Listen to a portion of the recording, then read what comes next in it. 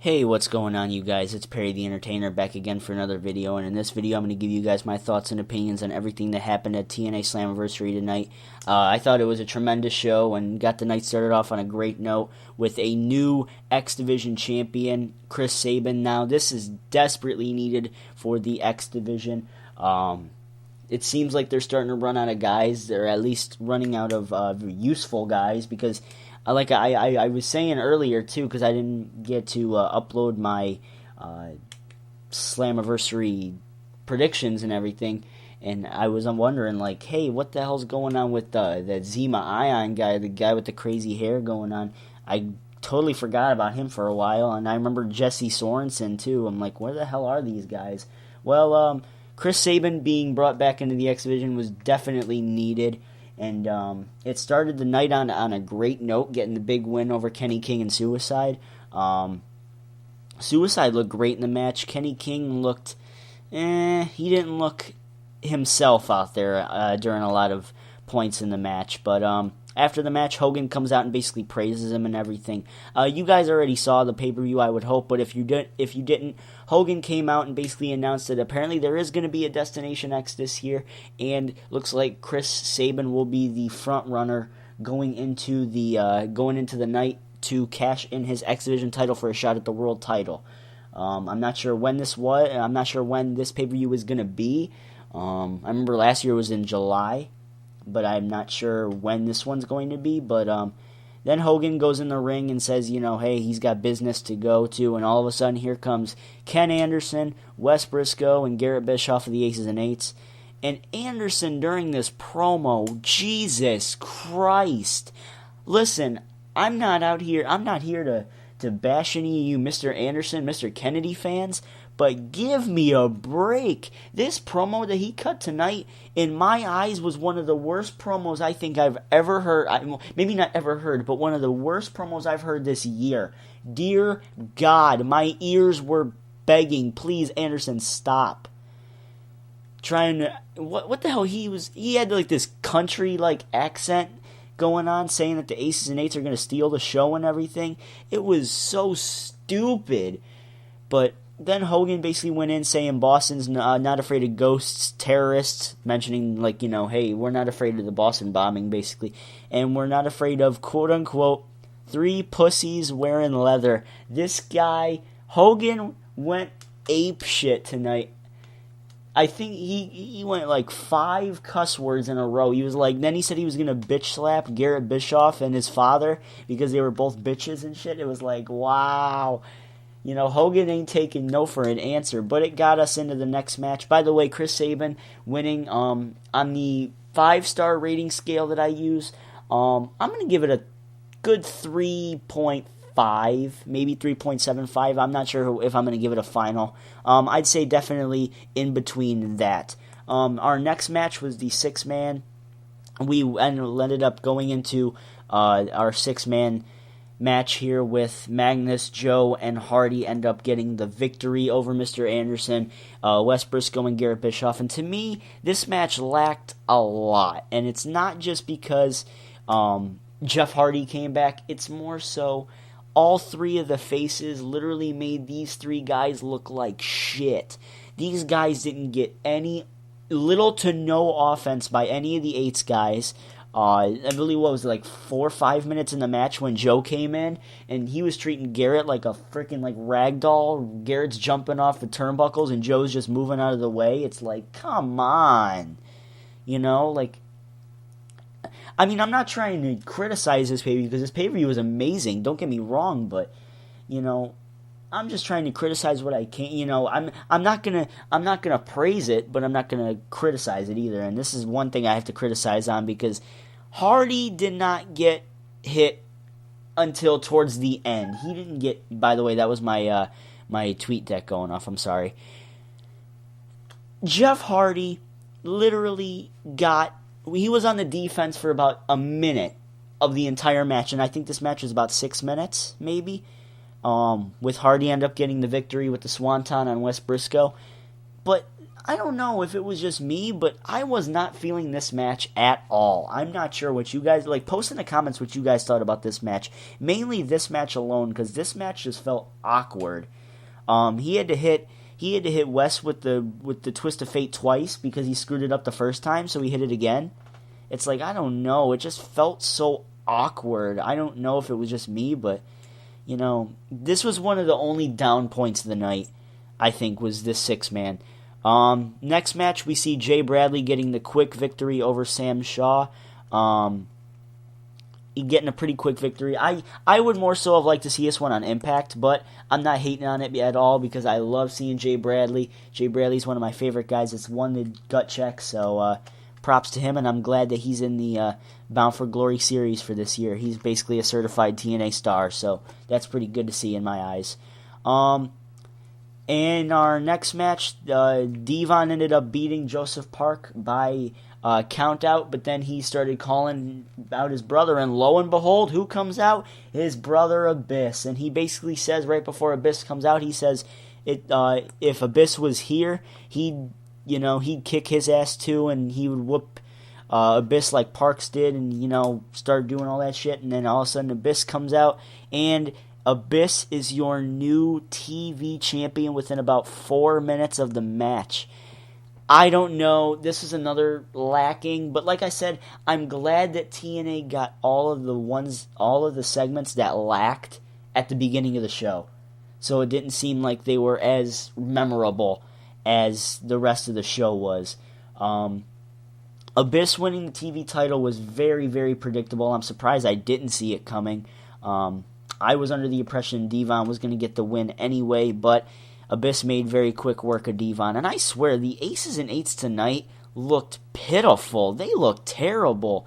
Literally, I think the only real guy, the real Aces and Eights guy that looked strong tonight was Bully Ray. And that's even by a smidge, because he had to... Anyway, I'll get to that in a second. I'll get to exactly why I thought that in just a second. Moving on, James Storm and Gunner win the Tag Team Championships. They beat the Bad Influence, the Dirty Heels, and the former champions Chavo and Hernandez.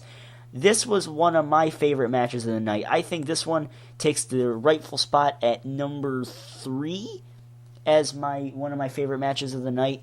I say number 3 because there were a lot of good matches, and that's including the X Division title match, which I put at number 4. But this match was very, very good. I think it was very well put together. Unfortunately, I didn't like putting Gunner and James Storm together and making them kind of look like the alpha team in this entire thing. But I guess I could understand why they did it. Chavo came out tonight. Chavo and Hernandez got booed out of the building. Literally, I mean, I don't know how many times I've said literally this entire video, but the Bad Heels, or the Bad Heels, the Bad Influence and Aries and Bobby Roode, they were getting cheered up the asshole. The crowd didn't even look like what they were doing with James Storm and Gunner, and Chavo and Hernandez were getting like booed out of the arena. So apparently it's the gun rack, which is this torture rack that Gunner has been applying to numerous superstars, and he put that on Austin Aries tonight and got the win for his team. Tonight, it wasn't that, this was not a bad match. I definitely recommend seeing this match. If you were to watch any parts of the night, watch the 4 big matches that I'm about to... Well, there are about 5 of them. I think there were only 3 bad matches. I think the rest of them were actually pretty good, but I'll get into that in a second. Oh, by the way, yeah, I know my tweet deck is going off again. I'm sorry. By the way, Kurt Angle gets the announcement that he's the second inductee into the TNA Hall of Fame. I should have saw it coming, but I didn't. I was predicting guys like Christian Cage and Jeff Jarrett, who actually, deserved it. But, I'm not too upset with Angle winning, and I'm sure Angle's going to be a WWE Hall of Famer someday too. So that's That's to say the least. But I don't have a lot of time to say that. I don't have a lot of time, period. So let's dive into the next match. Taryn Terrell beats Gail Kim in the last knockout standing match. Normally I would skip over this match saying, oh, fuck the Divas, fuck women's wrestling, blah, blah, blah, blah, blah. But this match I have to praise. This was an incredible match by both Divas. Gail Kim is a superb athlete alone, but I didn't expect this kind of match from Taryn, though. Jesus Christ. Taryn put on one of the best performances I've seen out of a knockout in years. And this, well, that's not even including Gail Kim, who obviously put on an amazing effort herself, too. Points in the match. Gail Kim got a chair in the ring, locked it in the turnbuckle, and she ended up taking it to the face later on in the match. And it's like, she hit that so hard, I thought she lost her head, and like her head was in the middle of the audience somewhere. What else did Taryn do? How could we forget the ending? She hit this, like, I don't know if it was a bulldog or if it was like a modified like twist of fate, but she literally just grabbed Gail by the neck and they just started flying off the stage, and Gail was unable to count to get to the 10, and Taryn wins. But this was an incredible match by the two women. With the time they were given, with the build-up they were given, this was a very good match. Very good. Probably one of the best women's wrestling matches I've seen this year, and probably of last year as well. So that is saying a lot. Kurt Angle gets the victory over AJ Styles. I'm not a big fan of having Kurt Angle win, but if they were to reveal Kurt Angle as the TNA Hall of Famer on like Impact last week, then I could have definitely seen this coming, but I was under the assumption AJ was going to end up getting the win anyway. AJ came out to some crazy like music. I believe one of my friends even found out that it was apparently a song that was used for The Undertaker and CM Punk. One of that promos. I'm sure I'll include a link in the description or include a link in the video somewhere using the beautiful annotations. But there's that. Kurt Angle put on a superb night tonight, and I think this, like I said, this was another one of my favorite matches of the night. Kurt Angle and AJ Styles put on a very, very good match. Then again, it's expected because whenever you put these two in the middle of a ring together, you know you're going to get gold. And I said that in my predictions video, which I was unable to upload to YouTube now, but, I'm sorry about that. Angle ended up getting like a roll-up, but, wasn't a big fan of the ending, but I could definitely see where it was coming. Your winner, Kurt Angle, your winner, and your 2013 TNA Hall of Famer, Kurt Angle. And then your last match of the night, Bully Ray is able to withstand Sting, and Sting loses the match. But this, I have to say, was another great match. And normally, I wouldn't be praising Sting for putting on a great match.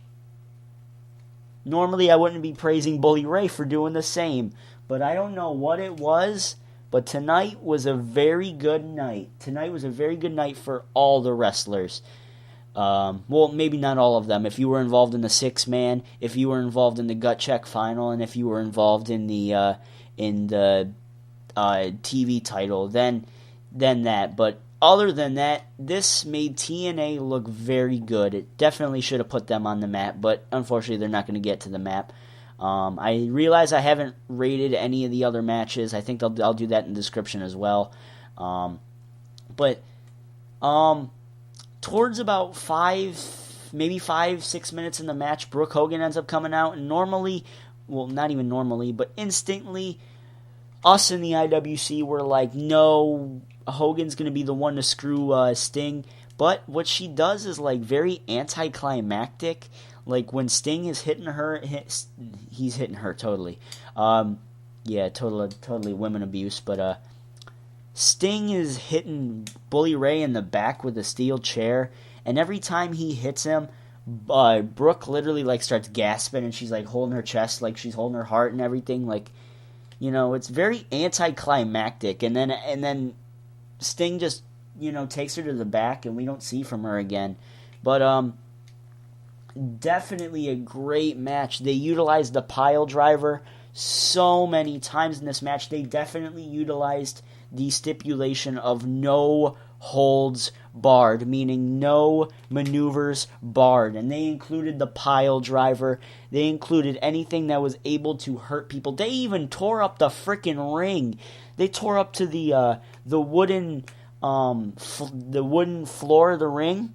I don't know what it's floor. I don't know what I'm thinking here, but they tore up to the wooden part of the ring, and then Bully Ray hit this sick-looking pile driver on Sting onto the freaking wood panel, but only got a 2.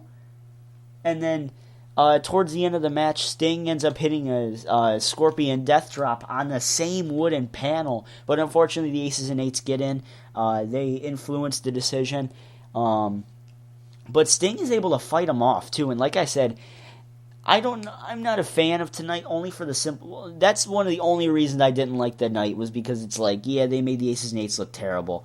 But it had to happen sometime or another. But they made Sting look like a freaking badass out there, too, by the way. They made him look like a badass beating up the Aces and Eights like that. But then Sting was no match for the Hammer, which quickly got involved towards the end of the match, where Anderson threw the hammer to Bully Ray. Stinger goes from a Stinger splash to the top, and lo and behold, Bully Ray hits him with the hammer and gets the win. Bully Ray is still your TNA World Heavyweight Champion.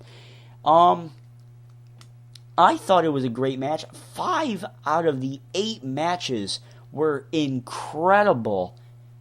Incredible. 5 out of the 8. Easily.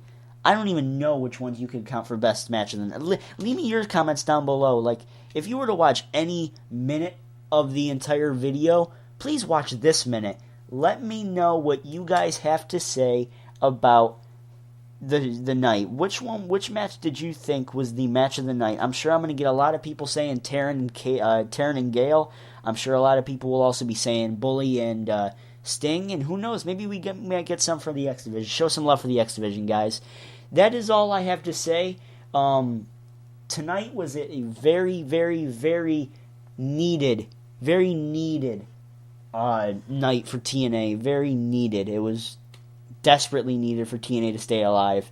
So let me know what you guys have to think. What do you guys think about Kurt Angle being the first inductee into the the second inductee into the TNA Hall of Fame? What do you guys think about the matches? My God, the matches.